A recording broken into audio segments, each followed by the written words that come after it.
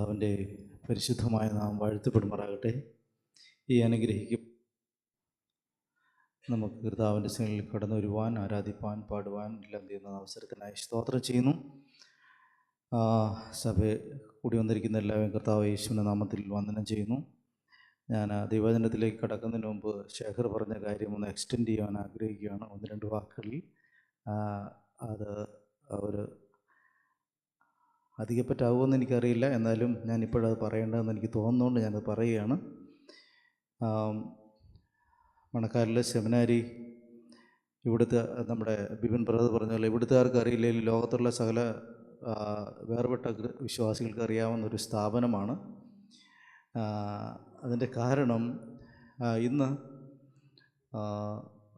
നിലവിൽ ലോകത്തിൻ്റെ വിവിധ ഭാഗങ്ങളിൽ ഉള്ള ആത്മീയ കൂട്ടായ്മകൾക്കും സഭാ സംവിധാനങ്ങളിലെ നേതൃത്വം വഹിക്കുവാനും അതിനോട് അധ്വാനിക്കാനും നമ്മുടെ ഇവിടെയുള്ള അനേക ഗ്രാജുവേറ്റ്സ് ഉണ്ട് എന്നുള്ള ഒരു സത്യമുണ്ട്. അത് അത്ര എളുപ്പമായിട്ട് തുടങ്ങിയ ഒരു സ്ഥാപനമായിരുന്നില്ല. ഈ മണക്കാലെ സെമിനാരി ആരംഭിക്കുന്ന കാലത്ത് പെന്തക്കോസ്ത് സമൂഹങ്ങൾ ഒരു കാരണവശാലും ക്രമീകൃതമായ ഒരു വിദ്യാഭ്യാസത്തെ അംഗീകരിക്കുന്ന കാലമല്ലായിരുന്നു. അതുകൊണ്ട് തന്നെ അത് തുടങ്ങിയ പ്രിയ പിതാവിന് വളരെയേറെ എതിർപ്പുകൾ നേരിടേണ്ടി വന്ന ഒരു സാഹചര്യമായിരുന്നു. കളിയാക്കലുകളും എതിർപ്പുകളും ഒക്കെ ഉണ്ടായിരുന്നു. അത്തരൊരു സാഹചര്യത്തിനകത്ത് കിട്ടിയ വെളിച്ചത്തെ, ദൈവത്തിൻ്റെ ആ പ്രകാശത്തെ വഹിച്ചുകൊണ്ടും ആ ദർശനത്തെ മുന്നോട്ട് കൊണ്ടുപോയപ്പോൾ അന്ന് സെമിനാരിയെ കളിയാക്കിയ പലരും ഇന്ന് സെമിനാരികൾ ആരംഭിച്ചിട്ടുണ്ട്, ഇത്തരം ഫെസിലിറ്റി ഒന്നും ഇല്ലെങ്കിൽ പോലും. അപ്പോൾ അത്തരൊരു സാഹചര്യത്തിലേക്ക് മാറാനുള്ള കാരണം, ഒരു മനുഷ്യൻ ദൈവത്തിന് വേണ്ടി നിന്നു, ആ കൂടെ കുറേയേറെ മനുഷ്യർ നിന്നിട്ടുണ്ടാവാം. അതിൻ്റെ ഫലം എന്ന നിലയ്ക്ക് ഇന്ത്യയിലുടനീളം അനേക ദേവദാസന്മാർ, മിഷണറിമാർ, ബൈബിൾ ട്രാൻസ്ലേറ്റേഴ്സ്, പ്രസംഗകർ, പാസ്റ്റേഴ്സ്, ലീഡേഴ്സ് ഒക്കെ ഉണ്ടായിട്ടുണ്ട്. അതിൽ എൻ്റെ കൂടെയൊക്കെ ഞാൻ 2001 വന്നതാണ്. ആ കാലത്തൊക്കെ ഗ്രാജുവേറ്റായ പല ആളുകൾ ഇപ്പോഴാണ് പൊങ്ങി വരുന്നത്. അവരെവിടെയായിരുന്നു ചോദിച്ചു കഴിഞ്ഞാൽ, വടക്കേ ഇന്ത്യയിൽ ഏതെങ്കിലും ഗ്രാമത്തിൽ ഏതെങ്കിലും സമൂഹത്തിന് വേണ്ടി ബൈബിൾ ട്രാൻസ്ലേറ്റ് ചെയ്യുകയായിരുന്നു. ഇപ്പോഴൊക്കെ അവരുടെ ആ ജോലിയൊക്കെ തികച്ച് പുറത്തേക്ക് വന്നു തുടങ്ങിയത്. അവിടെ ഇവിടെയൊക്കെ ഫോട്ടോ ഒക്കെ കാണാൻ തുടങ്ങിയപ്പോൾ. അപ്പോൾ ജീവിതം അതിനുവേണ്ടി സമർപ്പിക്കപ്പെട്ട അറിയുന്നവരും അറിയപ്പെടാത്തവരുമായ അനേക ദേവദാസന്മാരെ വാർത്തെടുത്ത ഒരു വലിയ സ്ഥാപനമാണ് നമ്മുടെ ഇവിടെ ഉള്ളത്.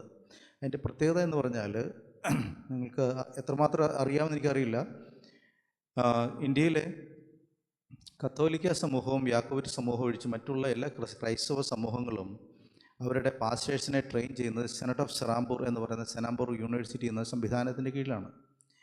അതിൻ്റെ കീഴിൽ വരുന്ന 60-ലേറെയുള്ള കോളേജുകളിൽ, ഇപ്പോൾ ഇന്ത്യയിലും ധാക്കയിലും അല്ലെങ്കിൽ ബംഗ്ലാദേശിലും അല്ലെങ്കിൽ ഒക്കെ ഉള്ള പല 60ഓളം കോളേജുകളിൽ 12 കോളേജിലാണ് ഡോക്ടറൽ റിസർച്ച് ഉള്ള. 12 കോളേജിൽ മാത്രമേ ഡോക്ടറൽ റിസർച്ച് സ്റ്റഡീസ് ഉള്ളൂ. അതിലൊരു കോളേജാണ് നമ്മുടെ റിസർച്ച് കോളേജ്, ഈ മണക്കാലയിലുള്ള കോളേജ്. ഞാനിവിടെ പഠിക്കുന്ന 2005 പുതിയ ലൈബ്രറി ഉണ്ടാകുന്നത്. അന്ന് അതിന് മുമ്പിൽ എഴുതി വെച്ചു റിസർച്ച് സെൻറ്റർ. ഞാൻ എന്നിട്ട് നോക്കി, ഈ MTH പോലും നടത്താൻ പറ്റാത്തൊരു സാഹചര്യത്തിൽ അവിടെ നിൽക്കുന്നത്. പിന്നെ ഇതെങ്ങനെ റിസർച്ച് ആവുന്നതെന്ന് ഞാൻ അന്ന് ചിന്തിച്ചു. ഞാനിവിടെ റിസർച്ചിന് വേണ്ടി വന്നു എന്നുള്ളതാണ് ഒരു ദൈവനീതി. ഞാൻ പറയുന്നത് നിങ്ങൾക്ക് മനസ്സിലാകുന്നുണ്ടോ? ഇതൊക്കെ എൻ്റെ ജീവിതത്തിൽ ഞാൻ കടന്നുപോയ ചിന്തകളാണ്. അതുകൊണ്ട് ഞാൻ പറഞ്ഞു വരുന്ന ഇത്രയേ ഉള്ളൂ. ദൈവത്തിന് വേണ്ടി നിൽക്കാനായിട്ട് ഒരു മനുഷ്യൻ അല്ലെങ്കിൽ കുറേ മനുഷ്യർ തയ്യാറായപ്പോൾ ദൈവം അതിനെ വർദ്ധിപ്പിച്ചു, വളർത്തി. പക്ഷേ അതിനകത്ത് നമ്മുടെ കോൺട്രിബ്യൂഷൻ എന്താണ്? നമ്മുടെ നാട്ടിൽ, നമ്മുടെ ദേശത്ത് നമ്മളല്ലേ അതിൻ്റെ ഭാരവാഹികൾ. നമ്മളല്ലേ അതിനകത്ത് കോൺട്രിബ്യൂട്ട് ചെയ്യേണ്ടത്. എങ്ങനെ കോൺട്രിബ്യൂട്ട് ചെയ്യാം? പ്രധാനമായിട്ടും പണം എന്നുള്ളത് വളരെ പ്രധാനപ്പെട്ടതാണ്, അത് ഞാൻ സമ്മതിക്കുന്നു. പണം ആവശ്യമാണ്. നിങ്ങളുടെ കയ്യിലുള്ളത് എന്താണോ അത് കൈ അയച്ചു കൊടുക്കാൻ ദൈവം സഹായിക്കട്ടെ. പക്ഷെ അതിലുപരി നിങ്ങളുടെ പ്രാർത്ഥനയിൽ ഒരു ദിവസം ഒരു നേരമെങ്കിലും സെമിനാരി ഓർക്കണം. ഒരു വ്യക്തിയെ വാർത്തെടുക്കുക എന്ന് പറയുന്ന അത്ര എളുപ്പമുള്ള കാര്യമല്ല. ഞാനിന്നിങ്ങനെ നിന്ന് സംസാരിക്കുന്നതിൻ്റെ പുറകിൽ ഭയമുള്ള ഒരു മനുഷ്യന് പുറകിലുണ്ടായിരുന്നു. മനുഷ്യരുടെ മുമ്പിൽ നിന്ന് സംസാരിക്കാൻ ഭീതിയുള്ള ഒരു മനുഷ്യനുണ്ടായിരുന്നു. ചോദ്യങ്ങൾക്ക് ചടുലമായി മറുപടി പറയുകയും അടിച്ചമർത്താൻ ശേഷിയുള്ള മനുഷ്യനുണ്ടായിരുന്നു. ക്ഷമിക്കുന്നവനല്ല, അപ്പോൾ തന്നെ മറുപടി പറഞ്ഞ് തീർത്ത് കളയാൻ ശേഷിയുള്ള മനുഷ്യനുണ്ടായിരുന്നു. അങ്ങനെയൊക്കെയുള്ള ഒരാളെ ഈ രൂപത്തിലാക്കുന്നതിന് പുറകിൽ കുറേ പേർക്ക് ത്യാഗമുണ്ട്. കുറേ പേർക്ക് കഷ്ടപ്പാടുണ്ട്. എന്നെ ഞാനായി കാണാൻ വേണ്ടി ആഗ്രഹിച്ച കുറേ അധ്യാപകരാണ് എന്നെ ഇങ്ങനെ ആക്കി തീർക്കുന്നത്. അവർക്ക് അതിനകത്ത് പെയിനുണ്ട്. എൻ്റെ അനുസരണക്കേടുകൾ അവരെ വേദനിപ്പിക്കും. എൻ്റെ ഉത്സാഹമില്ലായ്മകൾ അവരെ വേദനിപ്പിക്കും. എൻ്റെ അലസതകളും മടികളും അവരെ വിഷമിപ്പിക്കും. എൻ്റെ കഠിനതകൾ, ശാഠ്യങ്ങൾ അവരെ വിഷമിപ്പിക്കും. ഇതെല്ലാം സഹിച്ച് അവരെ ഒരു ലക്ഷ്യത്തിലേക്ക് കൊണ്ട് എത്തിക്കാൻ വേണ്ടി അവർക്ക് നല്ല പെടാപ്പാട് പെടേണ്ടതായിട്ട് വരും. അതിനൊക്കെ ക്ഷമയും സഹിഷ്ണുതയും ദൈവകൃപയും അവർക്ക് ഉണ്ടെങ്കിലേ ഇത് പറ്റത്തുള്ളൂ. ഇനി അത്തരം ഒരു സിസ്റ്റത്തിനകത്തൂടെ പോകുമ്പോൾ ഈ സ്റ്റുഡൻസിന് അതിൻ്റേതായ ഭാരങ്ങളുണ്ട്. നാം നമ്മുടെ സ്വാതന്ത്ര്യത്തിൽ ജീവിച്ച് വളർന്നവൻ രാവിലെ നമ്മുടെ സമയത്ത് എഴുന്നേറ്റ് വന്നവൻ രാവിലെ 5:30 തൊട്ട് രാത്രി 10:30 വരെയുള്ള സമയം ഒരു യന്ത്രം പോലെ പോയിക്കൊണ്ടിരിക്കുകയാണ്. അത് നമ്മുടെ ഇഷ്ടത്തിനനുസരിച്ചല്ല, ഒരു സംവിധാനത്തിൻ്റെ ഇഷ്ടത്തിനനുസരിച്ച് പോയിക്കൊണ്ടിരിക്കുകയാണ്. അനുസരിച്ചേ പറ്റൂ, വേറെ വഴികളൊന്നുമില്ല. അല്ലെങ്കിൽ ഇട്ടേച്ച് പോകണം. അപ്പോൾ നമ്മൾ എന്ത് ചെയ്യും? നമുക്കും സ്ട്രഗിൾസ് ഉണ്ട്, സ്റ്റുഡൻസിനും സ്ട്രഗിൾസ് ഉണ്ട്. അപ്പോൾ ഇതിനകത്തൂടെ അത്തരമുള്ള ഒരു സംഘർഷപൂരിതമായ ഒരു സംവിധാനമാണ്. ഇവിടെ വന്നിട്ട് നിങ്ങളായാലും വന്നില്ല എന്നോർത്ത് പാസ്റ്റർ നിങ്ങളെ വഴക്കൊന്നും പറയത്തില്ല. എന്തേ വന്നില്ല എന്ന് ചോദിക്കുകയുള്ളൂ. പക്ഷെ അവിടെ അങ്ങനെയല്ല, അതിന് മറുപടി പറയണം. അപ്പോൾ നമ്മുടെ 3, 4, 5 വർഷങ്ങൾ നമ്മൾ കടന്നു പോകുന്ന പ്രോസസ്സിനകത്ത് രണ്ട് കൂട്ടർക്കും, സ്ഥാപനത്തിനും വിദ്യാർത്ഥികൾക്കും എല്ലാം അത്രമേറിയ സ്ട്രഗിൾസ് ഉണ്ട്, പ്രയാസങ്ങളുണ്ട്. പക്ഷെ നമ്മൾ പുറത്ത് കാണുന്നില്ല എന്ന് മാത്രമേ ഉള്ളൂ. അങ്ങനെ മോൾഡ് ചെയ്യപ്പെട്ടിട്ടാണ്, അല്ലെങ്കിൽ കടന്നു പോയിട്ടാണ് നമ്മൾ ഒരു ദൈവവേലയിലേക്ക് ഇറങ്ങിപ്പോകുന്നത്. ഞാൻ പറഞ്ഞു വന്നത് അവിടെ എല്ലാം ഞങ്ങളുടെ പ്രാർത്ഥനകൾ ആവശ്യമുണ്ട്. ചെറിയ കാര്യമല്ല, ചെറിയ പ്രോസസ്സല്ല. മുട്ടായിക്തികൾ പറയുന്ന, എതിർപ്പ് പറയുന്ന, ശാഠ്യം പറയുന്ന ഒരാളെ സൗമ്യനാക്കി മാറ്റാൻ എത്ര നാളുകളെടുക്കും? നമുക്കറിയാം, മോശ എന്ന് പറയുന്ന വ്യക്തിയെ 40 വർഷം ആടിൻ്റെ പുറകെ വിട്ടിട്ടാണ് ഒരുവിധം ലോകത്തിലും വലിയ സൗമ്യൻ എന്നൊക്കെ അഡ്രസ്സും സർട്ടിഫിക്കറ്റൊക്കെ കൊടുത്തത്, അല്ലേ? ഒന്ന് പറഞ്ഞ് രണ്ടാമതിന് അടിച്ച് കൊല്ലുന്ന ഒരാളായിരുന്നു മോശ. അയാൾ 40 വർഷം ആടിൻ്റെ പിന്നാലെ വിട്ടതിന് ശേഷം ട്രെയിൻ ചെയ്തിട്ടപ്പോഴാണ് പുള്ളി ലോകത്തിലേക്ക് ഏറ്റവും സൗമ്യം എന്നുള്ള സർട്ടിഫിക്കറ്റ് കിട്ടുന്നത്. നമ്മൾ ഈ സർട്ടിഫിക്കറ്റ് കിട്ടുമ്പോൾ ഓർക്കണം, അത് വെറുതെ കയ്യിലേക്ക് വരുന്നതല്ല. അതിനകത്ത് കുറേ പ്രോസസ്സുകളുണ്ട്. ദൈവജനമേ, നിങ്ങളോർത്ത് പ്രാർത്ഥിക്കണം. നമ്മുടെ എല്ലാ ഉത്തരവാദിത്വമാണ്.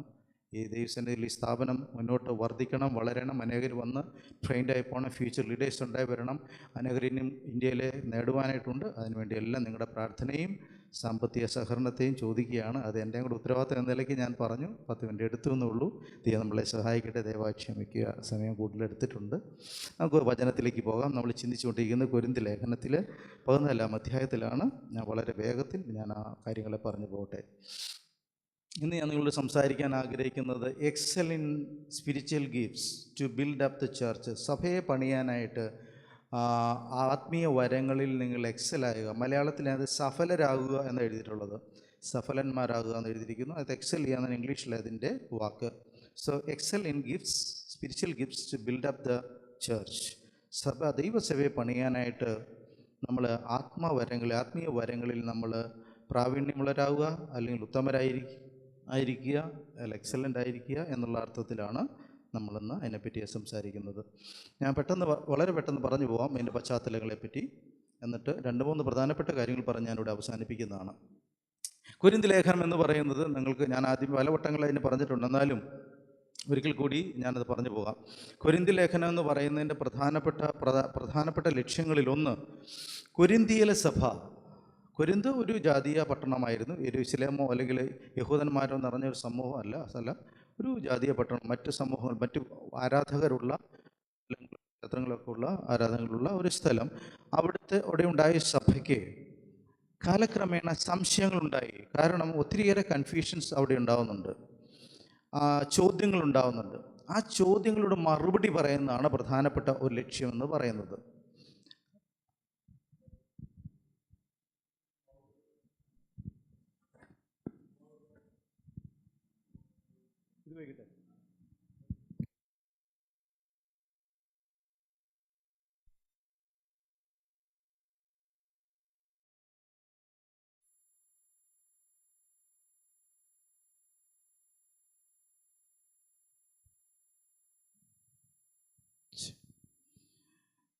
അപ്പം ഞാൻ പറഞ്ഞു വന്നത് ചോദ്യങ്ങൾക്കുള്ള മറുപടിയാണ്, സംശയങ്ങൾക്കുള്ള മറുപടിയാണ്, ക്ലാരിഫിക്കേഷൻസ് ആണ് ഇവിടെ നടത്തുന്നത്.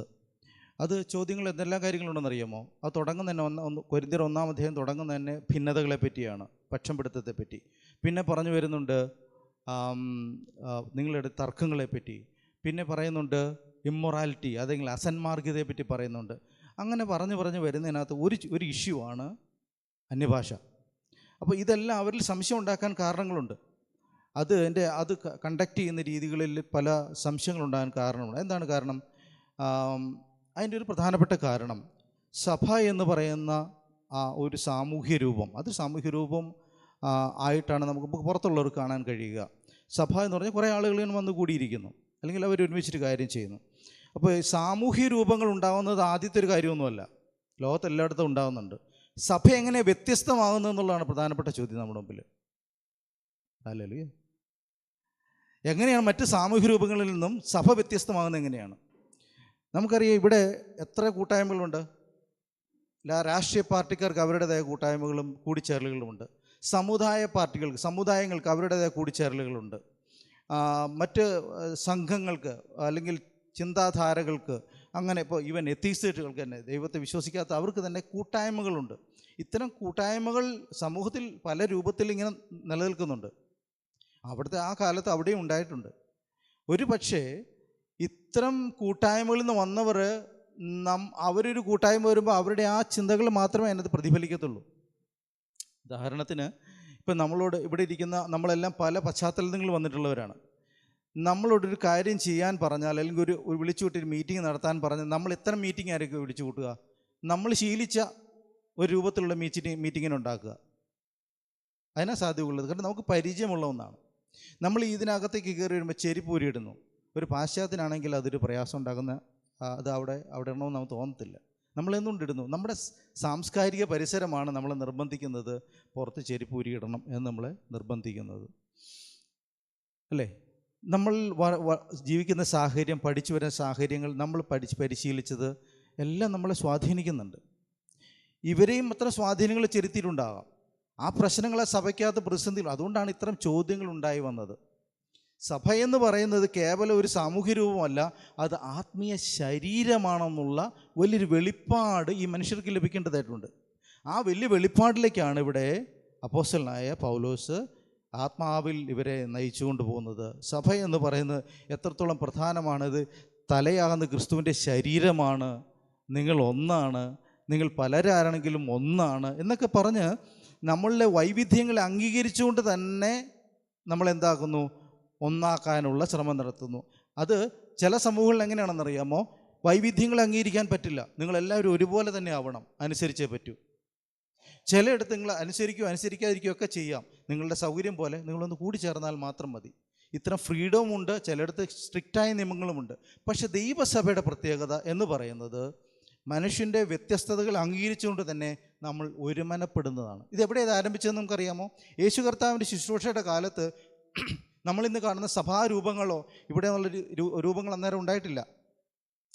ആ സമയത്ത് നാം കാണുന്ന ജനങ്ങൾ വരുന്നു, സൗഖ്യം പ്രാപിക്കുന്നു, മടങ്ങിപ്പോകുന്നു, സന്തോഷമായിരിക്കുന്നു. യേശു അവൻ്റെ ശിഷ്യന്മാരുമായി മാറി എന്ന് കാര്യങ്ങളെപ്പറ്റി പഠിപ്പിക്കുകയും ചെയ്യുന്നു. പിന്നെയും ആളുകൾ കൂടുന്നുണ്ട്, ക്രൗഡ് ഉണ്ടാവുന്നുണ്ട്. അവർ വരുന്നു, സൗഖ്യം പ്രാപിക്കുന്നു, അപ്പം ഭക്ഷിക്കുന്നു, സന്തോഷമായി മടങ്ങിപ്പോകുന്നു. ഇത്ര ഒരു സാഹചര്യം നമ്മുടെ കർത്താവിൻ്റെ കാലത്ത്. കർത്താവ് ഒരു വിത്ത് വിതയ്ക്കുകയായിരുന്നു അവിടെ. പക്ഷേ ദൈവരാജ്യത്തിൻ്റെ ആ രൂപത്തിൽ നിന്ന് മാറ്റം വരുന്ന എവിടെയാണ്? അപ്പോസ്തല പ്രവൃത്തിയിൽ വരുമ്പോൾ അവർ ഒരുമനപ്പെട്ടിരിക്കുമ്പോഴാണ്. ഒരുമനപ്പെട്ടിരിക്കുന്ന അവിടം തൊട്ട് അവിടെ പിക്ചർ മാറുന്നുണ്ട്. അവിടെ അതിനു മുമ്പ് ഈ ഒരുമനപ്പെടലൊന്നുമില്ല. ആളുകൾ വരുന്നു, അവരുടെ കാര്യങ്ങൾ നടത്തി പോകുന്നു എന്നല്ലാതെ. ഇവിടെ വരുമ്പോൾ നാം കാണുന്നത് അവർ ഒരുമനപ്പെട്ടിരിക്കുന്ന ഒരു സാഹചര്യം ഉണ്ടാകുന്നു. കാരണം എന്ത്? ക്രിസ്തു അവരുടെ കൂടെയില്ല.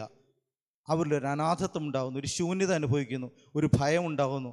ഒരുമിച്ച് കൂടുന്ന ഒരു അനുഭവം. ആ ഒരുമിച്ച് കൂടുന്നതിനകത്തൊരു ദൈവാത്മാവിൻ്റെ പ്രവൃത്തി സംഭവിക്കുന്നു.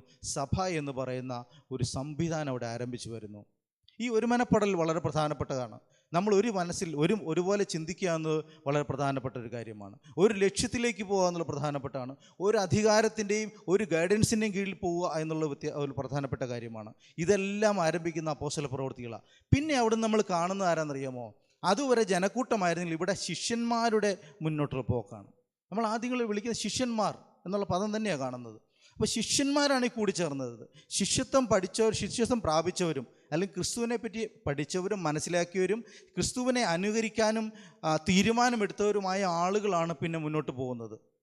ആ ജനക്കൂട്ടത്തിൻ്റെ ആ ഓളം നമ്മളവിടെ കാണുന്നില്ല. അവർ ഒരുമിച്ച് വരുന്നു. അവർക്ക് വേണ്ടിയാണ് ഈ സഭ എന്നുള്ള സംവിധാനം, അവർക്കാണ് മനസ്സിലാകുക. കാരണം അവർ ക്രിസ്തുവാകുന്ന തലയുടെ ശരീരമാണെന്ന് സ്വയം തീരുമാനമെടുത്തവരാണ്. അവർ വ്യത്യസ്തരാണ്, പക്ഷേ അവർക്ക് ക്രിസ്തുവിൽ ഒന്നാകാനുള്ള മനസ്സുള്ളവരാണ്. അവരിൽ വ്യത്യസ്ത കഴിവുകളും പ്രാപ്തികളും ശേഷികളും ശേഷികളും എല്ലാം ഉണ്ട്, പക്ഷേ അവർക്ക് ക്രിസ്തുവിൻ്റെ അർത്ഥത്തിൽ, ക്രിസ്തുവിൻ്റെ നാമത്തിൽ അവർക്ക് ഒരുമിച്ച് വരാൻ കഴിയും. അതാണ് സഭ എന്ന സമൂഹം. പക്ഷേ ഈ പ്രശ്നം യെരുശലേമിൽ സെറ്റായെങ്കിൽ പോലും മറ്റ് സമൂഹങ്ങളിൽ ഉണ്ടായിട്ടില്ലല്ലോ. കൊരിന്തിലോ ഗലാത്യയിലോ അവിടെയൊന്നും കാര്യങ്ങൾ ശരിയായിട്ട് വരുന്നില്ല. അതുകൊണ്ടാണ് അവരുടെ ഇടയിൽ സംശയങ്ങൾ ഉണ്ടാവാനായിട്ട് കാരണം. അങ്ങനെ വന്ന വിഷയങ്ങളിലൊന്നാണ് അന്യഭാഷ. അന്യഭാഷയെ സംബന്ധിച്ച് ഒരു പക്ഷേ ഞാനിങ്ങനെ അസ്യൂം ചെയ്യുന്നത് എങ്ങനെയാണ്, പലരും ഒത്തിരി അന്യഭാഷകൾ പറയുകയും ഉറക്കെ പറയുകയും ചെയ്തപ്പോൾ മറ്റു ചിലർക്ക് അത് ഇല്ലാത്തവർക്കോ അല്ലെങ്കിൽ ഉറക്കെ പറയേണ്ടെന്ന് തീരുമാനിച്ചവർക്ക് ഡിസ്റ്റർബൻസ് ആയി കാണും, കൺഫ്യൂഷൻ ഉണ്ടായി കാണും, ആളുകൾക്ക് മനസ്സിലാവുന്നത് കാണും. ചിലർ വന്നിട്ട് ഇതെന്താണെന്ന് ചോദിച്ച് കളിയാക്കി പോയിട്ടുണ്ടാവാം, ഇല്ലേ? ഇപ്പോൾ നമ്മൾ സോഷ്യൽ മീഡിയയിൽ ആളുകൾ അന്യഭാഷ പറയുന്നത് നമ്മൾ പലപ്പോഴും കാണുന്നുണ്ട്, സോഷ്യൽ മീഡിയ കാണാറുണ്ട്. അപ്പോൾ അതിൻ്റെ താഴെ വരുന്ന കമൻറ്റ് ശ്രദ്ധിച്ചിട്ടുണ്ടോ? കളിയാക്കി പറയുന്നവരുണ്ട്, ചീത്ത പറയുന്നവരുണ്ട്. എൻ്റെ കാരണം ഇത് മനസ്സിലാവുന്നില്ല, അതാണ് എൻ്റെ കാരണം. പബ്ലിക്കലി ഒരു കാര്യം നമ്മൾ പറയുമ്പോൾ എന്തുണ്ടാവണം? എല്ലാവർക്കും മനസ്സിലാകണം. എന്താ എൻ്റെ ആവശ്യം? എന്താണ്? സഭയുടെ നിർമ്മിതിക്ക് വേണ്ടിയാണ് ദൈവം തന്ന എല്ലാ താലന്തുകളും. സഭയുടെ സ്ട്രെങ്തണിങ്ങിന്, ബിൽഡപ്പ്, സഭയെ രൂപാന്തരപ്പെടുത്തുകയും പണിയുകയും ചിട്ടപ്പെടുത്തുകയും ചെയ്യുന്നതിന് വേണ്ടിയാണ് ദൈവം തന്നുള്ള സകല ദാനങ്ങളും അനുഗ്രഹങ്ങളും സകല കൃപാവരങ്ങളും. അതുകൊണ്ട് നമ്മളിങ്ങനെ മനസ്സിലാക്കുന്നതാണ്, ഞാൻ എന്തെങ്കിലും പറയും നിങ്ങൾ കേൾക്കുകയോ, നിങ്ങൾ പറയും ഞാൻ, അങ്ങനെയല്ല. നാം പരസ്പരം പൂരകമായി പ്രവർത്തിക്കേണ്ട, പരസ്പരം എടുക്കുകയും കൊടുക്കുകയും ചെയ്യുന്ന ഒരു സമൂഹമാണ്. അതാ സഭയുടെ ഗാത്രം, സഭയുടെ ശരീരമെന്ന് നമ്മൾ മനസ്സിലാക്കുന്നത്. അപ്പോൾ ആ സഭയെ പണിയാനായിട്ടാണ് നമ്മൾക്ക് ഗിഫ്റ്റ്സ് ദൈവം തന്നേക്കുന്നതെന്ന് ഇവിടെ വിശദമായി പറയുന്നുണ്ട്. 12-ാം അധ്യായം തൊട്ട് അതിനു മുമ്പ് വരെ നമ്മൾ കാണുന്നത് മറ്റു ചില വിഷയങ്ങളാണ്. 12-ാം അധ്യായം വരെ. അതിനുശേഷം 12-ാം അധ്യായത്തിൽ തുടങ്ങുന്നു, സഹോദരന്മാരെ, ആത്മീയ വരങ്ങളെക്കുറിച്ച് നിങ്ങൾക്ക് അറിവില്ലാതിരിക്കരുതെന്ന് ഞാൻ ആഗ്രഹിക്കുന്നു. അവിടം തൊട്ട് ആത്മീയ വരങ്ങളെപ്പറ്റി പറഞ്ഞു വരിക. പിന്നെ 13-ൽ വരുമ്പോൾ അന്യഭാഷയെപ്പറ്റി പറഞ്ഞു തുടങ്ങുന്നുണ്ട്, സ്നേഹത്തെപ്പറ്റി ഗാഢമായി പറയുന്നുണ്ട്. എങ്കിലും 14-ൽ വരുമ്പോൾ നാം കാണുന്നത് വീണ്ടും ഈ ആത്മീയ വരങ്ങൾ, പ്രവചനവരം, ഈ കാര്യങ്ങളെ സ്ട്രെസ് ചെയ്ത് വളരെ പ്രാധാന്യം പറയും. ഇനി നമുക്ക് ആ കാര്യത്തിലേക്ക് കിടക്കാം. അപ്പോൾ ഇവിടെ നമ്മൾ വന്നു നിൽക്കുന്നത് അന്യഭാഷ എന്ന് പറയും. എന്താണ് ഇവിടുത്തെ അന്യഭാഷയുടെ പ്രത്യേകത? നമുക്കൊരു കാര്യം നോക്കാം. നമ്മളിതൊരു ടെക്സ്റ്റ് വായിച്ചില്ലല്ലേ, വായിക്കാം. അന്യഭാഷ എന്ന് നമ്മൾ മലയാളത്തിൽ വായിക്കുന്നത് 2 പ്രധാനപ്പെട്ട പദങ്ങളിലാണ് ഗ്രീക്ക് ഭാഷയിൽ അറിയപ്പെടുന്നത്. ഒന്ന് സെനോലാലിയ എന്ന് പറയുന്നു, മറ്റൊന്ന് ഗ്ലോസോലാലിയ എന്ന് പറയുന്ന 2 പദങ്ങളാണ് അതിനകത്ത് വരിക. അതിൽ അപ്പോസ്തല പ്രവൃത്തികളിൽ നമ്മൾ കാണുന്ന ആ ഒരു സെനോലാലിയ എന്ന് പറയുന്ന ആ അന്യഭാഷ പ്രത്യേകത, അത് ഓൾറെഡി എക്സിസ്റ്റിംഗ് ലാംഗ്വേജ് ആണ്, ഭൂമിയിൽ നിലവിലുള്ള ഭാഷയാണത്. അതുകൊണ്ടാണ് മറ്റാളുകൾക്ക് അത് കേട്ടപ്പോൾ മനസ്സിലായി. അവർ പറഞ്ഞ അന്യഭാഷ മറ്റ് ഭാഷക്കാർ വന്നപ്പോൾ അവർക്ക് കാര്യങ്ങൾ മനസ്സിലായി. ഇവർ പറയുന്നത് ഗലീലക്കാരൊക്കെ ആണെങ്കിലും ഇവർ പറയുന്നത് വ്യത്യസ്ത നമ്മുടെ ഭാഷയാണല്ലോ എന്നൊക്കെ അവർക്ക് മനസ്സിലായി. പക്ഷേ ഈ ഗ്ലോസോലാലിയ എന്ന് പറയുന്നത് ഇങ്ങനെ നിലവിലൊരു ഭാഷ ആയിരിക്കണം നിർബന്ധമില്ല, മറിച്ച് അതൊരു പക്ഷേ അവരുടെ ഉള്ളിലുള്ള ആത്മപ്രചോദനത്തിൽ പറയുന്ന അട്ടർ ചെയ്യുന്ന വേർഡുകളായിരിക്കും, വാക്കുകളായിരിക്കും. അതാണ് എൻ്റെ വ്യത്യാസം. അതൊരു ഭാഷ നിയതമായ ഭാഷയാവണമെന്ന് നിർബന്ധമില്ല. കൊരിന്തിൽ സംഭവിച്ചത് ഈ ഗ്ലോസോലാലിയയാണ്. അതായത് വ്യക്തമായ ഭാഷയല്ലാത്ത അവരുടെ ആത്മപ്രചോദനത്തിൽ വായിൽ നിന്ന് വരുന്ന വാക്കുകളാണ്. അപ്പോൾ ഇതിനെപ്പറ്റിയാണ് നമ്മൾ സംസാരിക്കുന്നത്. അതുകൊണ്ടാണ് ഇവിടുത്തെ ശകലം വ്യത്യാസമുണ്ട്. ഇവിടെ പറയുകയാണ് വ്യാഖ്യാനിയിലും മിണ്ടാതിരിക്കട്ടെ എന്ന് പറയാൻ കാരണം എന്നാ? ഈ ഗ്ലോസോലാലിയ പറഞ്ഞു കഴിഞ്ഞാൽ വേറെ ആൾക്ക് മനസ്സിലാവണം നിർബന്ധമില്ല, മനസ്സിലാവില്ല, അത് മറ്റൊരു ഭാഷയല്ല. അത് വ്യാഖ്യാനി പറഞ്ഞാലേ അത് മറ്റാൾക്ക് മനസ്സിലാകത്തുള്ളൂ. ഇവിടെ പ്രവചനം, ഈ അന്യഭാഷ, ഈ 2 കാര്യങ്ങളും കമ്പൈൻ ചെയ്താണ് ഇവിടെ പറഞ്ഞു പോകുന്നത്. ഇനി നമ്മൾ വായിക്കുന്ന വാക്യത്തിലേക്ക് വരാം.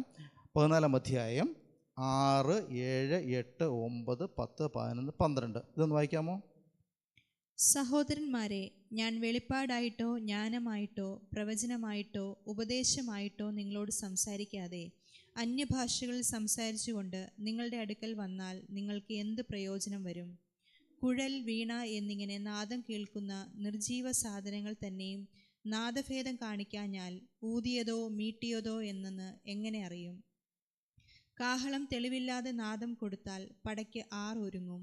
അതുപോലെ നിങ്ങളും നാവുകൊണ്ട് തെളിവായ വാക്ക് ഉച്ചരിക്കാഞ്ഞാൽ സംസാരിക്കുന്നത് എന്ത് എന്ന് എങ്ങനെ അറിയും? നിങ്ങൾ കാറ്റിനോട് സംസാരിക്കുന്നവർ ആകുമല്ലോ. ലോകത്തിൽ വിവിധ ഭാഷകൾ അനവധിയുണ്ട്, അവയിലൊന്നും തെളിവില്ലാത്തതല്ല. ഞാൻ ഭാഷ അറിയാഞ്ഞാൽ സംസാരിക്കുന്നവന് ഞാൻ ബർബരൻ ആയിരിക്കും, സംസാരിക്കുന്നവൻ എനിക്ക് ബർബരൻ ആയിരിക്കും.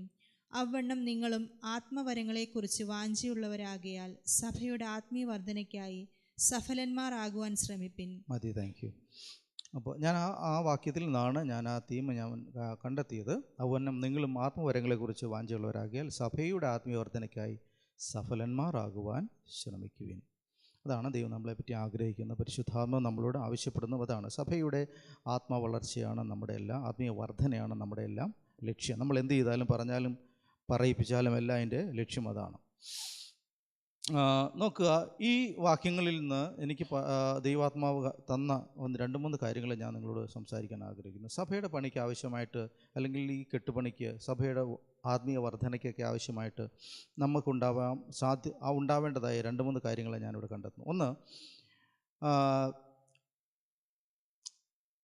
മനസ്സിലാക്കലും അനുബന്ധ പ്രവർത്തനങ്ങളും പ്രചോദിപ്പിക്കുന്ന വരങ്ങൾക്ക് മുൻതൂക്കം കൊടുക്കുക എന്ന് പറഞ്ഞു കഴിഞ്ഞാൽ, prioritise the gifts that enhances understanding and action.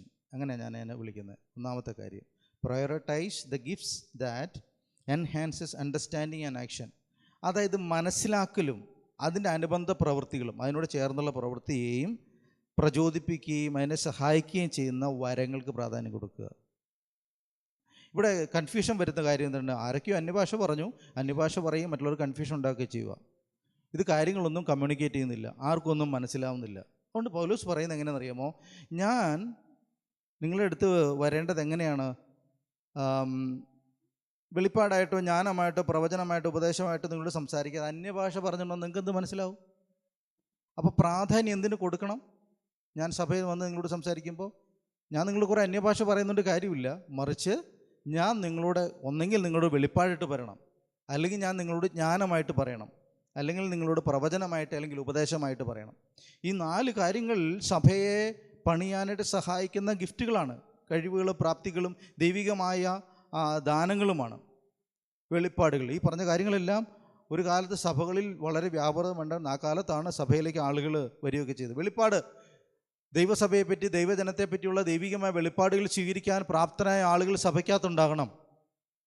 സഭ പണിയപ്പെടണമെങ്കിൽ അതിന് സഭയെ ഓർത്ത് പ്രാർത്ഥിക്കാൻ പറ്റുന്ന ആളുകളുണ്ടാകണം, സഭയെപ്പറ്റി ഭാരമുള്ളവരുണ്ടാവണം.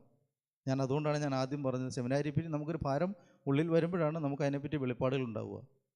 അപ്പോൾ ദൈവം നമ്മളോട് സംസാരിക്കണമെങ്കിൽ നമ്മൾ ദൈവത്തോട് ചോദിക്കണം, എന്താണ് ഞാൻ ചെയ്യേണ്ടത്? അപ്പോൾ ദൈവം വെളിപ്പാടായിട്ട് നമ്മളോട് കാര്യങ്ങൾ പറഞ്ഞു തരും, വെളിപ്പെടുത്തി തരും. ജ്ഞാനം, ദൈവിക ജ്ഞാനമാണ് മറ്റൊരു കാര്യം. ജ്ഞാനം വചനത്തിനകത്ത് വളരെ പ്രാധാന്യമുള്ള ഒരു ദൈവിക ഇടപെടലാണ്.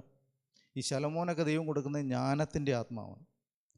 അത് ഉടനീളം നമ്മൾ ബൈബിളിലുടനീളം നമ്മൾ കാണുന്നൊരു കാര്യമാണ്. ജ്ഞാനമാണ് പല പ്രശ്നങ്ങളെ സെറ്റിൽ ചെയ്യുന്നത്. ദൈവജ്ഞാനത്തിലാണ് ദൈവിക ഇടപെടലുകൾ മനുഷ്യനെ സമാധാനത്തിലും ഉത്തരവാദിത്തത്തിലും നടത്താനിടയാകുന്നത്.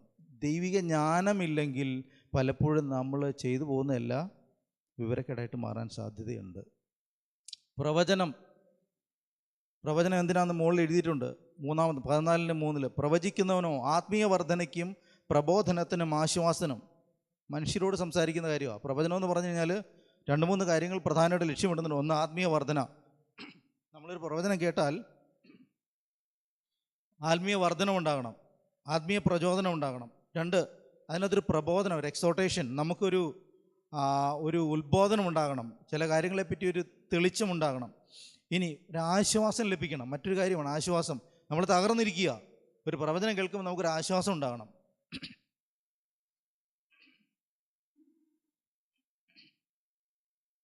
അപ്പോൾ പ്രവചന സഭയിൽ ഉണ്ടാവണം. തകർന്നു വന്നിരിക്കുന്ന ഒരാളോട് ഒരു പ്രവചനം പറയുന്ന ഒരാൾ സഭയ്ക്കകത്ത് ഉണ്ടാവണം. ഹല്ലേലൂയ. ഞരങ്ങി വന്നിരിക്കുന്ന, വേദനിച്ച് വന്നിരിക്കുന്ന ഒരാൾക്ക് ആശ്വാസം പറയാൻ പറ്റുന്നൊരു പ്രവാചകി സഭയിൽ ഉണ്ടാകണം, സഭയുടെ പണി നടക്കണമെങ്കിൽ. ഹല്ലേലൂയ. നമ്മുടെ വാക്കുകൊണ്ട് ഒരു ആത്മീയ വർധന ഉണ്ടാകണം. ഒരാൾ മുറിഞ്ഞ് തകർന്ന ഉള്ള ആത്മീയതയെ കെട്ടിട്ട് ഇവിടുന്ന് പോകാൻ പാടില്ല. ആത്മീയ വർധന ഉണ്ടാകണം, ആത്മീയമായിട്ട് വളരണം, ആത്മീയ പ്രചോദനം ഉണ്ടാകണം, പ്രബോധനം ഉണ്ടാകണം. പ്രബോധനം ഇതെല്ലാം നടക്കണമെങ്കിൽ നടക്കുന്നത് പ്രവചനം എന്ന് പറഞ്ഞ പ്രക്രിയയിലാണ്. ഇനി എന്താണ് മറ്റൊന്ന്? ഉപദേശം, ഒരു ഇൻസ്ട്രക്ഷൻ. ഒരു കാര്യം ശരി ഏതാണ് തെറ്റേതാണെന്ന് പറഞ്ഞു കൊടുക്കാനൊരു ഇൻസ്ട്രക്ഷൻ ഉണ്ടാവണം. എല്ലാം ശരി. നമ്മൾ ജീവിക്കുന്ന കാലഘട്ടത്തിന് പ്രത്യേകത എന്താ പറയുക? തെറ്റില്ലാത്തൊരു കാലഘട്ടത്തിലാണ് നമ്മൾ ജീവിക്കുന്നത്. ആർക്കെങ്കിലും ഏതെങ്കിലും തെറ്റാന്ന് പറയാൻ പറ്റുമോ?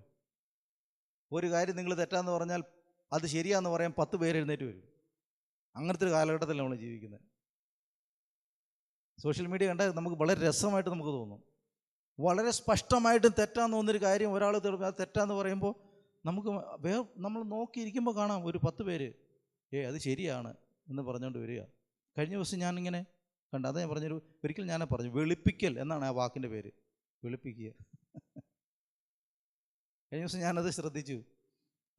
എവിടെയോ ഒരു മോഷണം നടന്നതിനെ വളരെ മാന്യമായ രീതിയിൽ അത് ഗതികേട് കൊണ്ടാണ് എന്ന് ആക്കി തീർക്കുക എന്ന രീതിയിൽ ഒരാൾ വിശദീകരിച്ചുകൊണ്ട് വരുന്നത് ഞാൻ കണ്ടു.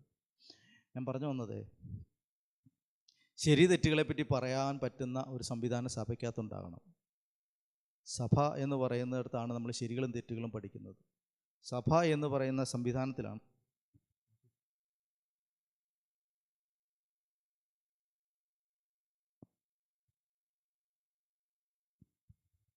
പരിചയമില്ലാത്തൊരു പരിപാടി, ഇടയ്ക്ക് വെള്ളം കുടിക്കുന്ന. എന്നാലും സഭയിലാണ് നമ്മൾ ശരികളും തെറ്റുകളും പഠിക്കുന്നത്. സഭയിലാണ് നമ്മൾ ദൈവികമെന്നത് ദൈവികമല്ലാത്തതെന്ന് പഠിക്കുന്നത്. ഇൻസ്ട്രക്ഷന് ഇടയുണ്ട്.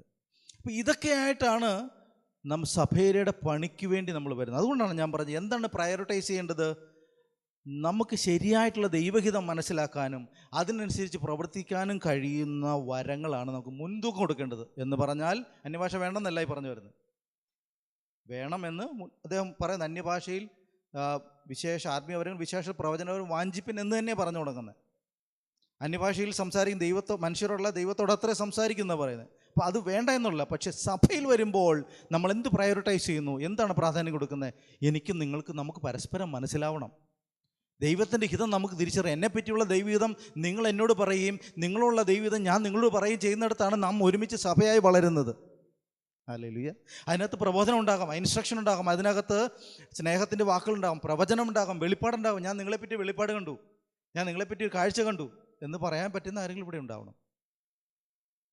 ഹല്ലേലൂയ. ഇവിടെ ഒരു ആശ്വാസം ലഭിക്കുന്ന ഒരു പ്രവചനം പറയാൻ ഒരാളുണ്ടാവണം, അല്ലേ? ഞാനൊരു തെറ്റ് ചെയ്തിട്ട് വന്നപ്പോൾ ആ തെറ്റ് തിരുത്താൻ പറ്റിയ, ഞങ്ങളുടെ ചെറുപ്പത്തിലൊക്കെ ഈ പ്രവാചകന്മാർ വരുമ്പോൾ ഞങ്ങൾക്കെല്ലാം ഭയങ്കര പേടിയാണ്. ഞങ്ങളുടെ കുഞ്ഞു കുഞ്ഞു തെറ്റുകൾ അവർ വിളിച്ചു പറയുമെന്നുള്ള ഭയമായിരുന്നു ഉള്ളിൽ. പതുക്കെ സംഗതി സ്കൂട്ടായി മാറി മാറി പോകുന്ന പരിപാടികളുണ്ട്. അന്ന് നമുക്ക് എന്തും പറയാൻ എന്ത് പ്രവർത്തിക്കാനുള്ള സ്ഥലം ആണെന്ന് നമുക്ക് തോന്നരുത്. നമ്മുടെ കൂട്ടായ്മ നമ്മളെ പരസ്പരം വളർത്തുന്നതാണ്. ഞാൻ നിങ്ങൾക്കും നിങ്ങൾ എനിക്കും വേണ്ടി പരസ്പരം നമ്മളെ സഹായിക്കുന്നത്. അതുകൊണ്ട് എന്തിനാണ് പ്രയോറിറ്റി കൊടുക്കേണ്ടത്? മനസ്സിലാക്കാനും അനുബന്ധ പ്രവർത്തനങ്ങൾക്കും സഹായിക്കുന്ന വരങ്ങളെ നമ്മൾ കൂടുതൽ നമുക്ക് പ്രാധാന്യം. സഭയിൽ വരുമ്പോൾ അന്യഭാഷ പറയാൻ നമുക്ക് വീടുണ്ട്, നമുക്ക് ഇവിടെ ഇരുന്ന് പറയാം. പക്ഷേ അത് മറ്റുള്ള കൺഫ്യൂസ് ചെയ്യുന്ന ഒരു രീതിയിലേക്ക് അല്ലാതെ പോകുന്നത്, മറിച്ച് അത് ബിൽഡ് ചെയ്യുന്ന, അതാണ് പ്രാധാന്യം. സഭയുടെ ബിൽഡിംഗ് ആണ് പ്രധാനം. അതിന് തടസ്സമായിട്ടുള്ളതിനല്ല, അതിനെ സഹായിക്കുന്നതാണ് പ്രാധാന്യം നമ്മൾ മനസ്സിലാക്കുക. രണ്ടാമത്തെ കാര്യം ഞാൻ മനസ്സിലാക്കിയത്, employ A language that facilitate mutual understanding, mutual relationship. ഒരു പരസ്പരം മനസ്സിലെ ബന്ധം സൃഷ്ടിക്കുന്ന, പരസ്പര ബന്ധത്തെ പ്രോത്സാഹിപ്പിക്കുന്ന ഒരു ഭാഷയെ നമ്മൾ രൂപപ്പെടുത്തേണ്ടതായിട്ടുണ്ട്. അത്തരം ഒരു ഭാഷ. അതാ പറഞ്ഞത്, ഞാൻ പറയുന്നത് നിങ്ങൾക്ക് മനസ്സിലാകാഞ്ഞാൽ, ഞാൻ പറയുന്നത് നിങ്ങൾ പറയുന്നത് എനിക്ക് മനസ്സിലാകാഞ്ഞാൽ നിങ്ങൾ എനിക്ക് ബർബരനായിരിക്കും. ഞാൻ പറയുന്നത് നിങ്ങൾക്ക് മനസ്സിലായില്ലെങ്കിൽ നിങ്ങൾക്ക് ഞാൻ ബർബരൻ എന്ന് ഇവിടെ പറയുന്ന വാക്കിന് ഫോറിനർ എന്നൊക്കെ അർത്ഥമൊക്കെ ഇംഗ്ലീഷിൽ ഞാൻ കണ്ടു. അപ്പോൾ എനിക്കറിയാൻ പാടില്ല, റഷ്യയിൽ നിന്ന് ഒരാളോട് ഒന്ന് സംസാരിച്ചാൽ എനിക്ക് എന്ത് മനസ്സിലാവാനാണ്? ഒന്നും മനസ്സിലാവില്ല, അല്ലേ? ഒരു ചൈനക്കാരൻ ഇവിടെ നിന്ന് സംസാരിച്ച് നമുക്ക് എന്ത് മനസ്സിലാവും? അതുപോലെ തന്നെ ആയിരിക്കും നമ്മൾ പലപ്പോഴും പറയുന്നത്. നമ്മുടെ കൂട്ടത്തിലുള്ള ആൾ നമ്മൾ മലയാളമൊക്കെ ആയിരിക്കും പറയുന്നത്, പക്ഷെ മറ്റേ ആളോട് നമ്മൾ ഒന്നും കമ്മ്യൂണിക്കേറ്റ് ചെയ്യുന്നില്ല, അല്ലേ? നമ്മൾ മലയാളം തന്നെയാണ് പറയുന്നത്, പക്ഷെ നമ്മൾ ഈ പറയുന്നത് മറ്റേ ആൾക്ക് നമ്മൾ പറയുന്നത് മനസ്സിലാകാത്ത ഘട്ടം വന്നാൽ നമ്മൾ ഈ ബാർബേറിയനിസം ശരിക്കും സംഭവിക്കുന്നത്. നമ്മൾ പറയുന്നത് അങ്ങോട്ടും ഇങ്ങോട്ടും മനസ്സിലാവണം. അങ്ങനത്തെ ഒരു ഭാഷയാണ് ഉണ്ടാവേണ്ടത്. അത് അന്യഭാഷയായിട്ട് മാറാനും പാടില്ല. നിങ്ങൾ കാറ്റിനോട് സംസാരിക്കുന്ന പോലെ എന്നാണ് പറയുന്നത്. നമ്മൾ സംസാരിക്കുന്നത് മറ്റേ ആൾക്കും കൂടെ മനസ്സിലാകണം. എന്നാലേ സഭയുടെ പണി എന്ന് പറഞ്ഞ പ്രക്രിയ നടക്കുള്ളൂ, സഭയുടെ ആത്മീയ വർധന ഉണ്ടാവുള്ളൂ.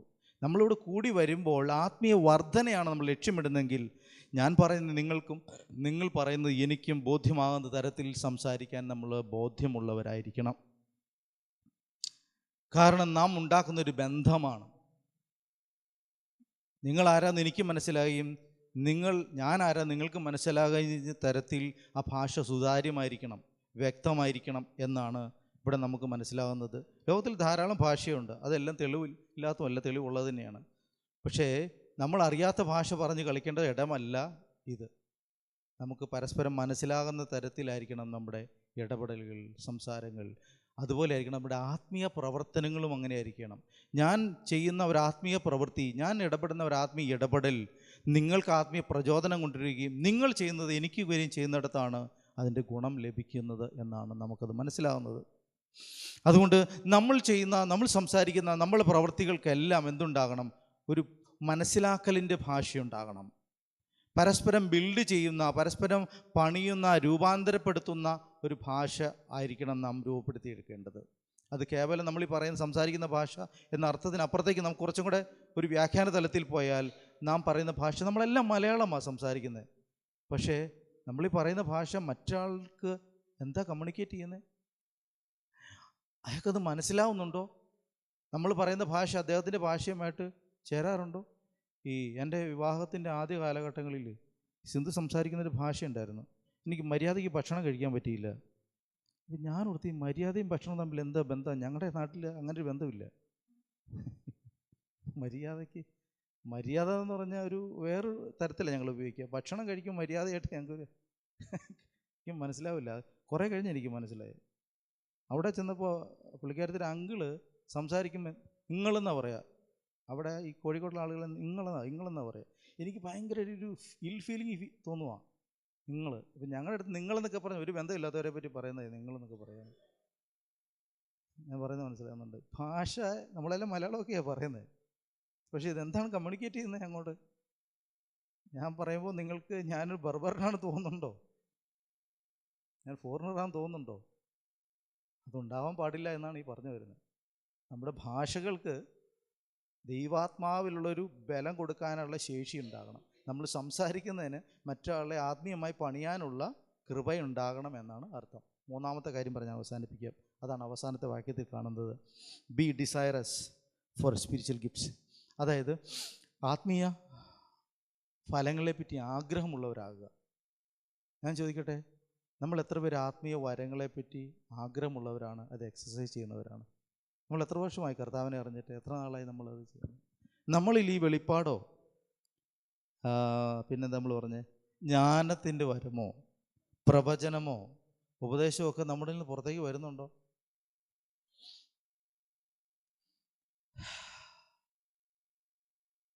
നമുക്ക് ആഗ്രഹിക്കാൻ തോന്നുന്നുണ്ടോ? ഹല്ലേലൂയ. വർഷങ്ങൾ 10 വർഷമായി, 20 വർഷമായി, 30 വർഷമായി എന്നൊക്കെ പറയുന്നു. എൻ്റെ ഒരു വാക്കുകൊണ്ടോ എൻ്റെ ഒരു പ്രാർത്ഥന കൊണ്ടോ മറ്റൊരാൾ അല്ലെങ്കിൽ സഭയ്ക്കൊരു പണി നടക്കണമെന്ന് ആഗ്രഹിക്കുന്ന തരത്തിലേക്ക് നമ്മൾ വളർന്നോ? അതാണ് ചോദ്യം.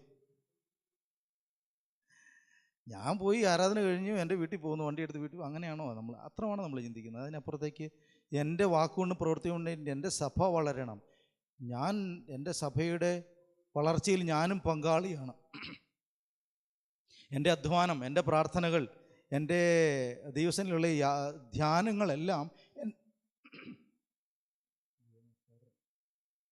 ഈ സഭയുടെ വളർച്ചയ്ക്ക് ഞാൻ എന്താ ചെയ്യുന്നത്, അല്ലെങ്കിൽ എൻ്റെ വാക്കുകളും പ്രവൃത്തികളും എങ്ങനെയാണ് സഹായിക്കുന്നതെന്ന് ആഗ്രഹിക്കുന്നുണ്ടോ?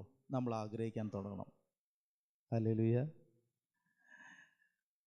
അങ്ങനെ കഴിയണമെങ്കിൽ നമുക്ക് ആദ്യം ഉണ്ടാകേണ്ടത് ഈ ആഗ്രഹമാണ്. കർത്താവേ, ദൈവസഭയുടെ കെട്ടുപണിക്ക് വേണ്ടി നീ എന്നെ ഉപയോഗിക്കണം എന്ന് നമ്മൾ ആഗ്രഹിക്കാൻ തുടങ്ങണം. ദൈവസഭ പണിയാനായിട്ട് നീ എന്നെ സഹായിക്കണം, അതിനകത്ത് എൻ്റെ റോള് നീ എനിക്ക് മനസ്സിലാക്കി തരണം. ഞാനൊരു ജ്ഞാനത്തിൻ്റെ വാക്ക് പറയാനുള്ള ഗിഫ്റ്റുള്ള ആളാണെങ്കിൽ കർത്താവ് അത് വെളിയിൽ വരണം. എനിക്കൊരു വെളിപ്പാട് സ്വീകരിക്കാനുള്ള നിയോഗം എൻ്റെ മേലുണ്ട്, കർത്താവ് അത് കാണാനായിട്ട് എന്നെ സഹായിക്കണം. Hallelujah, hallelujah. എനിക്കൊരു പ്രവചനത്തിൻ്റെ ശുശ്രൂഷയുണ്ടെങ്കിൽ ആ ഗിഫ്റ്റ് ഉണ്ടെങ്കിൽ കർത്താവെ അത് എന്നിൽ വെളിപ്പെടാൻ നീ എന്നെ സഹായിക്കണമെന്ന് ഇന്ന് പ്രാർത്ഥിക്കാൻ എത്ര പേർക്ക് തയ്യാറുണ്ട്? എത്ര പേർക്ക് ആഗ്രഹിക്കുന്നുണ്ട്? ഹല്ലേലൂയ. അതൊരു പ്രധാനപ്പെട്ട കാര്യമാണ്. ദൈവസഭയുടെ പണിയിൽ ഇടപെടാനായിട്ടുമാണ് ദൈവം തന്നിട്ടുള്ളതാണ് ആത്മീയ വരങ്ങൾ. ആത്മീയ വരങ്ങൾ ആണ് നമ്മളെ ആശ്വാസത്തിനും പ്രബോധനത്തിനും ഒക്കെ നമ്മളെ സഹായിക്കുന്നത്. ഇവിടെ തകർന്നു വന്നിരിക്കുന്ന ഒരാൾ ആ ഒരു ആശ്വാസത്തിൻ്റെ വാക്ക് കേട്ട് മടങ്ങാൻ കഴിയുന്നുണ്ടെങ്കിൽ ദൈവാത്മാവ് നിങ്ങളതിനെ ഉപയോഗിച്ചു എന്നതിൻ്റെ അർത്ഥം. കഴിഞ്ഞ ദിവസം പാസ്റ്റർ പൊക്കി പറയാമെന്ന് വിചാരിക്കേണ്ട, എന്നാലും സത്യം ഞാൻ പറയുക. സിന്ധുവിൻ്റെ പിതാവ് ഇവിടെ വന്നിട്ട് പോയപ്പോൾ അദ്ദേഹം പറഞ്ഞു, ആ പാസ്റ്റർ നല്ല പാസ്റ്ററാണ്. എന്നിട്ട് പുള്ളി ഒബ്സർവ് ചെയ്തൊരു കാര്യം, അദ്ദേഹം സ്പർശിക്കാതെ വിടുന്ന ആരും അവിടെ ഇല്ല എന്ന്. എല്ലാവരും ഒന്ന് തൊട്ട് വർത്താനം പറഞ്ഞാൽ വിടുള്ളൂ.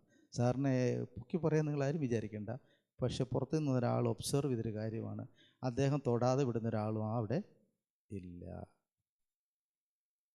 പറഞ്ഞാൽ മനസ്സിലായോ? അപ്പോൾ അതൊരു പ്രധാനമുള്ളൊരു കാര്യമാണെന്ന് എൻ്റെ അർത്ഥം. നിങ്ങൾ ഒരാൾ തോളത്ത് പിടിച്ചെന്ന് സംസാരിക്കുമ്പോൾ, നിങ്ങൾ എന്തുണ്ട് വിശേഷമെന്ന് ചോദിക്കുമ്പോൾ, ഞാൻ ചോദിക്കുമ്പോൾ സംഭവിക്കുന്ന എന്താണ്? ഒരു ഹീലിംഗ് അവിടെ ഉണ്ടാകുന്നുണ്ട്. പ്രത്യേകിച്ച് കാര്യമൊന്നുമില്ല, നമ്മൾ വലിയ കാര്യങ്ങളൊന്നും ചെയ്യുന്നില്ല. അത് പലപ്പോഴും ഞാനും അനുഭവിച്ചിട്ടുണ്ട് അത്തരം കാര്യങ്ങൾ. നമ്മൾ വലിയ കാര്യങ്ങൾ പറയുന്നില്ലല്ലോ ദൈവമക്കളെ. നമ്മളൊരാളോട് തകർന്നു നിൽക്കുന്ന ഒരാളോട് എന്തുണ്ട് വിശേഷം, സുഖമായിരിക്കുന്നോ, സന്തോഷമാണോ, എങ്ങനെയുണ്ട് കാര്യങ്ങൾ നന്നായി നടക്കുന്നുണ്ടോ എന്ന് ചോദിക്കുന്നിടത്ത് ഒരു ഹീലിംഗ് അവിടെ സംഭവിക്കും. Hallelujah, hallelujah. ആത്മീയ വരങ്ങളെപ്പറ്റി ആഗ്രഹിക്കാൻ എത്ര പേർക്ക് മനസ്സുണ്ടെന്ന്. കർത്താവേ, ഞാനും കേവലം പോയി ഞായറാഴ്ചത്തെ ഒരു കണക്ക് തികച്ചിട്ട് വരുന്ന പോലെയല്ല, സഭയുടെ പണിക്ക്, ദൈവസഭയുടെ പണി, കർത്താവിൻ്റെ ശരീരമാകുന്ന ഈ വലിയ മർമ്മം, ഇത് വെറുതെ ഇങ്ങുണ്ടായി വന്നൊന്നുമല്ല. 2000 വർഷങ്ങൾക്ക് മുമ്പ് പരസ്പരം യോജിക്കാതെ കിടന്ന മനുഷ്യരാശിയെ യോജിപ്പിക്കാൻ, അവരെല്ലാം ചേർത്തെടുത്ത് അവരെല്ലാം ഒരു സമൂഹമായി കാണാൻ മനസ്സുള്ള ദൈവപുത്രൻ ഭൂമിയിലേക്ക് വന്നു. ഒരിക്കലും ചേരാതെ കിടന്ന, ഒരിക്കലും പരസ്പരം ഒരുമിച്ച് വരാൻ കഴിയായിരുന്ന സമൂഹത്തെ, ജനത്തെ, മനുഷ്യരാശിയെ അവൻ തൻ്റെ രക്തത്താൽ വീണ്ടെടുത്ത് വിലയ്ക്ക് വാങ്ങി. അതാ നമ്മുടെ എല്ലാ അടിസ്ഥാനം എന്ന് പറയുന്നത്. അതേയാണ് നമ്മൾ ഇവിടെ ഇരിക്കുന്ന ആരും ഒരു കുടുംബത്തിൽപ്പെട്ടവരല്ല. പല കുടുംബങ്ങളിൽ, പല പശ്ചാത്തലത്തിലും പല പഠനത്തിലും അറിവുകളിൽ നിൽക്കുന്നവരാണ് നമ്മളെല്ലാം. പക്ഷെ നമ്മൾ എങ്ങനെ ഒരുമിച്ച് വരാൻ നമ്മളെ ഇടയാക്കുന്ന എന്താണ്? ക്രിസ്തുവിൻ്റെ രക്തമാണ്, അവൻ്റെ സാക്രിഫൈസാണ്, അവൻ നമുക്കുന്ന സ്നേഹമാണ്, അവൻ നമുക്ക് വേണ്ടി ഓർത്തത് കൊണ്ടാണ് നമ്മളൊക്കെ ഇവിടെ വന്നിരിക്കുന്നത്. ലോകത്തിൻ്റെ കണക്ക് വെച്ച് നോക്കി നമ്മൾ പലരും യോഗ്യരും അയോഗ്യരുമൊക്കെയാണ്. ഒരുമിച്ചിരിക്കാൻ പലപ്പോഴും നമുക്ക് കഴിയില്ല എന്നൊക്കെ വന്നേക്കാം ലോകത്തിൻ്റെ പല കണക്കുകൾ വെച്ച്. പക്ഷേ ക്രിസ്തുവിൻ്റെ രക്തം വരുമ്പോൾ ഉണ്ടല്ലോ, നമുക്കെല്ലാം ഒരു ഫേസ്, ഒരു കളറ്, ഒരു ഭാഷ, ഒരു തോട്ട്, ഒരു ലക്ഷ്യം. എങ്ങനെ വരുന്നു? ഒരുത്തൻ നമുക്ക് വേണ്ടി മരിച്ചു കാൽവരിയാഗമായി. അവൻ്റെ ശരീരമാണ് നമ്മളെന്നുള്ള ബോധമാണ് നമ്മളെല്ലാം ഒരുമിപ്പിച്ച് നിർത്തുന്നത്. അവൻ വില കൊടുത്ത് വാങ്ങിയ അവൻ്റെ ജനമാണ് നമ്മൾ. അവൻ ഇഷ്ടമുള്ളവരെ നോക്കി അവൻ അവരെ വില കൊടുത്ത് വാങ്ങിയതാണ്. മനുഷ്യന് വേണ്ടി അവൻ വില കൊടുത്തതാണ്. മനുഷ്യൻ്റെ സകല പാപങ്ങൾക്കും അവൻ കരമടച്ച് തീർത്തതാണ്. ഇന്ന് പൽക്കാലം നമുക്ക് ഓർക്കാൻ, കർത്താവേ, ഞാൻ എന്താ ചെയ്യേണ്ടത് ദൈവസഭയുടെ മണിക്ക് വേണ്ടിയിട്ട്? എൻ്റെ ഭാഗത്തു നിന്ന് നീ ചെയ്യാനുള്ള ചെയ്തു കഴിഞ്ഞു, ഇനി ഞാൻ എന്താ ചെയ്യേണ്ടത് സഭയുടെ മണിക്ക് വേണ്ടിയിട്ട്? എൻ്റെ ഉത്തരവാദിത്വം എന്താണ്? തിരിച്ചറിയുക. ആത്മീയ വരങ്ങളെപ്പറ്റി ആഗ്രഹിക്കാൻ കഴിയുന്നവർ എഴുന്നേറ്റ് വരട്ടെ. ഈ കാലഘട്ടത്തിൽ ഇരുട്ടിൻ്റെ ശക്തികൾ വർദ്ധിച്ചു വരുന്നു, ഇരുട്ടിൻ്റെ പ്രവൃത്തികൾ വർദ്ധിച്ചു വരുന്നു. കഴിഞ്ഞ കാലങ്ങളെക്കാൾ ഏറെയായിട്ട് ദൈവസഭയ്ക്കകത്ത് ദൈവജനങ്ങളുടെ ഇടയിൽ മൂല്യച്യുതികൾ സംഭവിക്കുന്നുണ്ട്. കുറ്റം പറയാനല്ല നമ്മൾ ഏൽപ്പിച്ചേക്കുന്നത്, നമ്മൾക്ക് അതിനുവേണ്ടി ഇത് പ്രാർത്ഥിക്കാനുള്ള നിയോഗം നമുക്കുള്ളത്. കഴിഞ്ഞ കാലങ്ങളിൽ വളരെ ശോഭിച്ചെന്നവർ പലരും പരാജയപ്പെടുന്നുണ്ടാകും പ്രിയമുള്ളവരെ. അത് നോക്കി കുറ്റം പറയാനല്ല നമ്മൾ ഏൽപ്പിച്ചേക്കുന്നത് അവരെ ഒന്ന് വഹിച്ച് പ്രാർത്ഥിക്കാനാണ്. എൻ്റെ പ്രാർത്ഥനകളെ ശൈലി ഇവിടെ വന്നേ പിന്നെ ഒത്തിരി മാറി. ഞാൻ നോക്കിയപ്പോൾ ഒത്തിരി പേര് വളരെ പ്രതീക്ഷിക്കാത്ത വിധത്തിൽ അപകടത്തിൽപ്പെട്ട് മരിക്കുകയും അപകടങ്ങളിൽ പോവുകയും പ്രശ്നങ്ങളുണ്ടാവുകയൊക്കെ ചെയ്യുന്ന എൻ്റെ കാഴ്ച എന്നെ വല്ലാതെ ചകിതനാക്കി. എൻ്റെ പ്രാർത്ഥനകളിൽ സ്വഭാവങ്ങൾ മാറിപ്പോയി. വടക്കേന്ത്യയിൽ ജീവിച്ച പോലെയല്ല ഇപ്പോൾ ഞാൻ എൻ്റെ പ്രാർത്ഥനകൾ. ഇവിടെ വേറെ രൂപത്തിലാണ് ഞാൻ പ്രാർത്ഥിക്കുന്നത്. ഞാൻ പറഞ്ഞു വരുന്നത്, ദൈവമക്കളെ, നമുക്ക് ദൈവസഭയാണ് പ്രധാനം. ദൈവസഭയുടെ പ്രവൃത്തികൾ വളരെ പ്രധാനമാണ്. ദൈവസഭ ഉണ്ടെങ്കിലേ നമ്മളുള്ളൂ. കാരണം നമ്മൾ ക്രിസ്തുവിൻ്റെ ശരീരത്തിൻ്റെ ഭാവമാണ്, അല്ലേ? കണ്ണൊക്കെ ഉണ്ടെങ്കിലല്ലേ കാലിനും നടക്കാൻ പറ്റുള്ളൂ, അല്ലേ? ചെവി ഉണ്ടെങ്കിലല്ലേ കൈക്ക് പ്രവർത്തിക്കാൻ പറ്റുള്ളൂ. ഇതെല്ലാം പരസ്പരം കണക്ട് ചെയ്ത് വെച്ചേക്കുന്ന ഉപകരണങ്ങളല്ലേ. നമുക്ക് തനിയെ നിൽക്കാൻ കഴിയില്ല. നമുക്കെല്ലാം സഭയുടെ ശരീരമാണ് നമ്മൾ, അല്ലെങ്കിൽ ക്രിസ്തുവിൻ്റെ ശരീരമാണ് നമ്മൾ.